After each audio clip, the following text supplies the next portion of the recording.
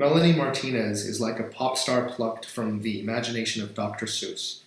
The 21-year-old singer-songwriter wears oversized hair bows and a bright-colored lip, and she sometimes paints graphic teardrops on her cheeks. But there's a complexity behind her baby doll aesthetic. Her music tells tales of drug abuse, depression, and family dysfunction through the optics of a wide-eyed teenage girl. Martinez's debut 2015 album, Cry Baby, which is also the name of the singer's alter ego, details the existential crisis that one faces at the brink of adulthood. The lyrics are a twisted blend of childhood naivete, teenage angst, and adult apathy, all of which are sung over creepy synths and hard-hitting hip-hop beats. It didn't take long for Martinez to develop her fiercely loyal fanbase, which is now millions deep. Her first and only album has been certified gold, and she has plans for a second tour in the fall. All in all, she's come a long way since she stepped into Atlantic Records' office wearing a necklace made of doll parts and hair dyed two different colors, an aesthetic she picked up from Cruella de Vil. We spoke to pop's greatest anomaly a day before she played Lollapalooza about fantasy versus reality and what we can expect from her sophomore album. I had the pleasure of catching your set at Panorama. Did you get to see anyone else play? I didn't really get to see anyone play at Panorama. I have really bad anxiety after I play and before I play. I just need to chill out and smoke some weed or watch some cartoons. I'm not really much of a socialite when it comes to hanging out at festivals and stuff like that. But hopefully, I'll get to see a couple of people play tomorrow at Lollapalooza. Kehlani is a good friend of mine. She's playing tomorrow as well. I think at the same time as me on another stage. So I don't know if I'll be able to catch her set, which I'm really bummed about, because she's incredible. A lot of artists feel nervous before a performance, but you said you feel anxious after as well. Why is that? I don't know. I have anxiety all the time, like right now, during interviews. I just need to chill more often, I guess. After Panorama, it was really hot that day, so I was focused on getting into air conditioning, really. She laughs. That was the first thought in my mind. You created a character for the first album named Cry Baby. How closely does this character resemble your reality? Well, I knew for a while that I wanted to name my first album Cry Baby. I didn't really know why. At first, I was just really into the name, and then I started thinking about it more and realized that I was called a crybaby and made fun of a lot when I was younger for being overly sensitive and emotional. Growing up, I feel like a lot of people are taught that being emotional is a weakness, and I really wanted to overcome my insecurities with feeling out of control with my emotions. I wanted to write a song that would help me deal with that, and Cry Baby was that song. I felt like that was me. It was just a self-description of how I've always felt my entire life. Since the character is representative of you and your emotions, are the songs all based on your life as well? I continue to write songs within the children's theme, but also always making sure there was some sort of adult content behind everything, or an adult story or situation. There are some songs like Dollhouse, Tag, You're It, and Milk and Cookies. Those songs, I don't personally connect with the actual subject. I have a great family life, and my parents are super supportive of everything that I want to do, and I'm grateful for that. But I had a lot of friends who had issues with their families, so I've always loved writing songs about things that a lot of people don't usually write about, because it's an uncomfortable subject or just depressing or whatever. To me, I think it's really important that everyone has music that they can connect to, and music that will help them, because music is therapy for me, and I always want my music to be that for other people as well. What's a song you closely relate to?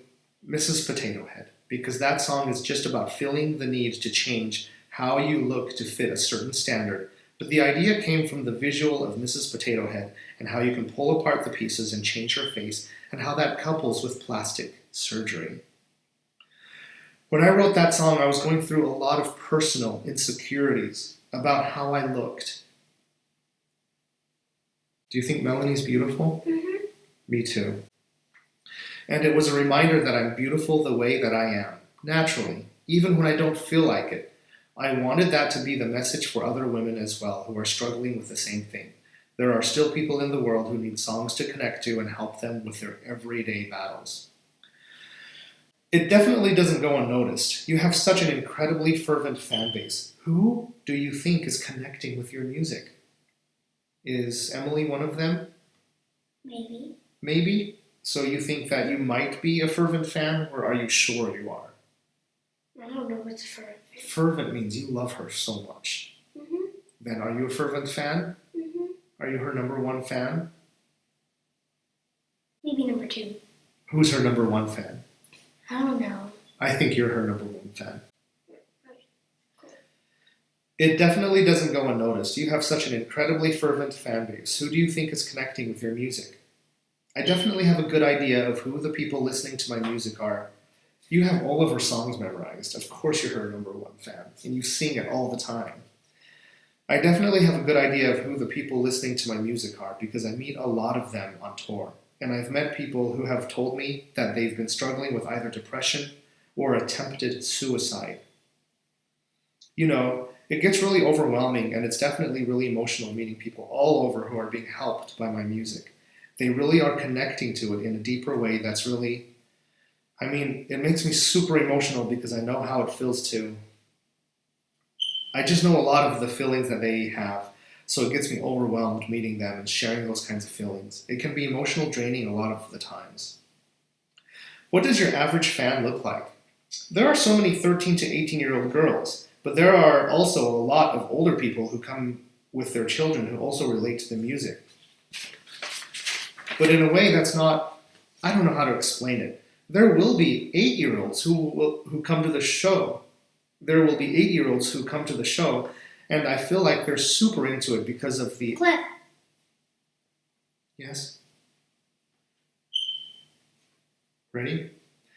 There will be 8-year-olds who come to the show, and I feel like they're super into it because of the aesthetic and the colors or the story and the visuals, and their parents are there, and their parents might understand more of the lyrics than the kids do. So the parents can understand the more adult content behind it. That's what they're also interested as well. Looking ahead, do you think you'll always sing as the character Crybaby? Crybaby is just so close to my heart in a way that I feel so connected to the character, or like I am the character. I really want to make sure that all of my albums connect and tell a bigger story in the end. I want this to just be the beginning of Crybaby's story. For the next album, I can't say what it's called, but it's basically done as far as the songs go.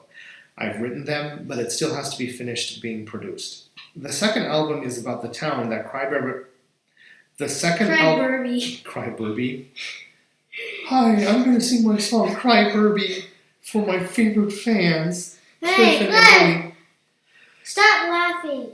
The second album is about the town that Crybaby lives in. It's about her experience in this place from beginning to end, and it's also introducing other characters in that place. So I can't say what the place is, but that place is the name of the album.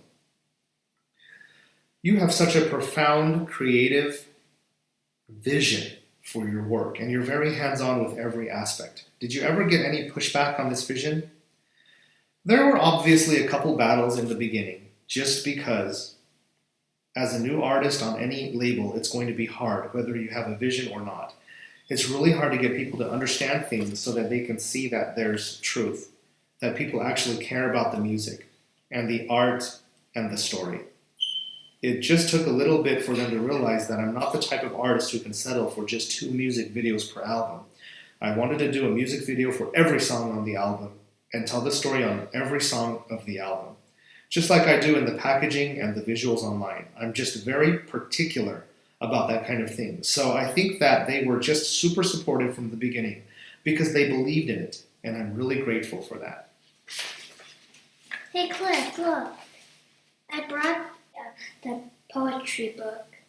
Emily, Melanie loves poetry, and it is really, really special. I think you're the only person I know that has this.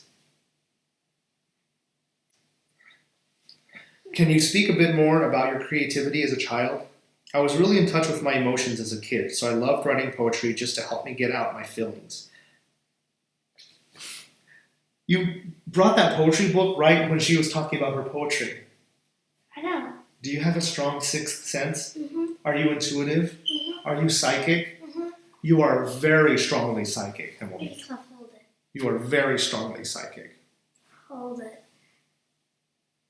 Say cheese. Cheese.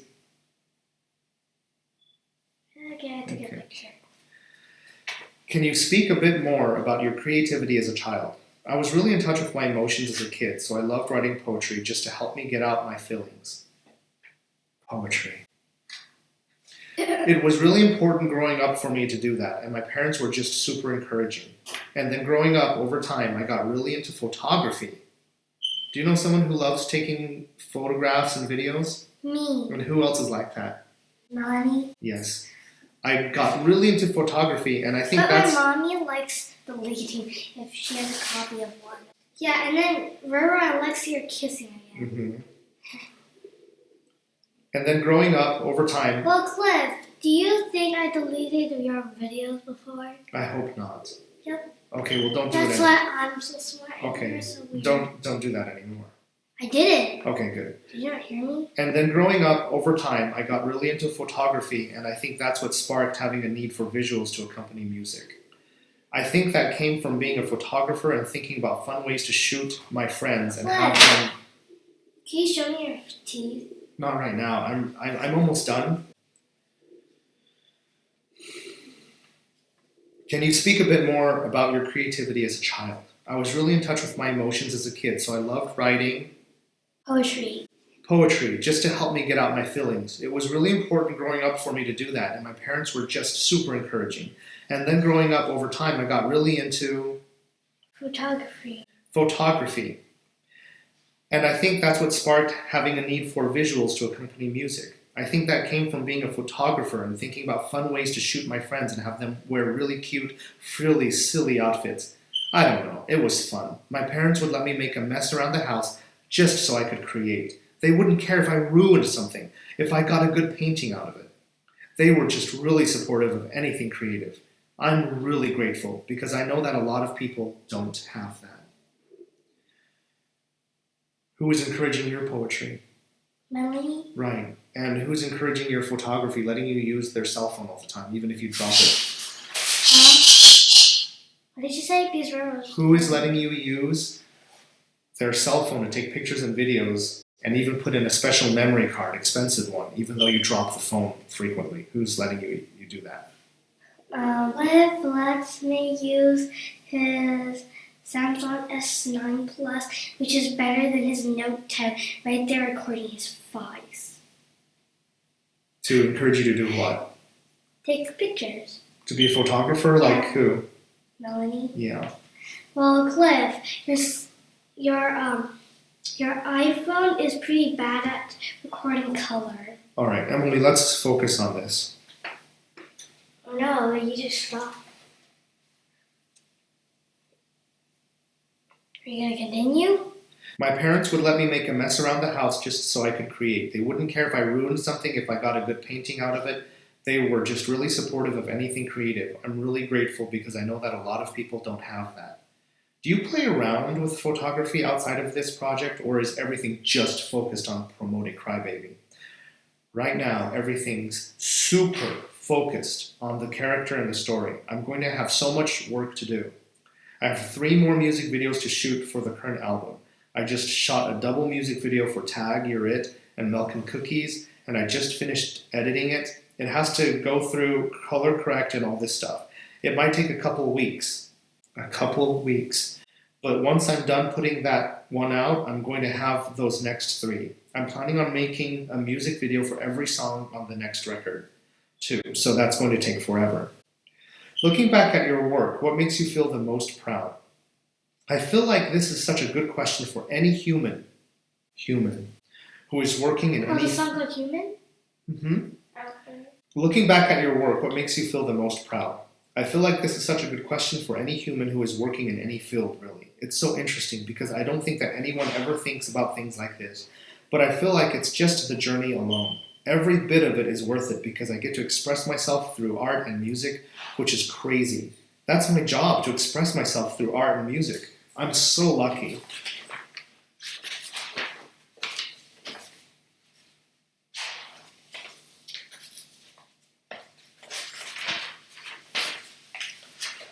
I'm so lucky that I get to do this.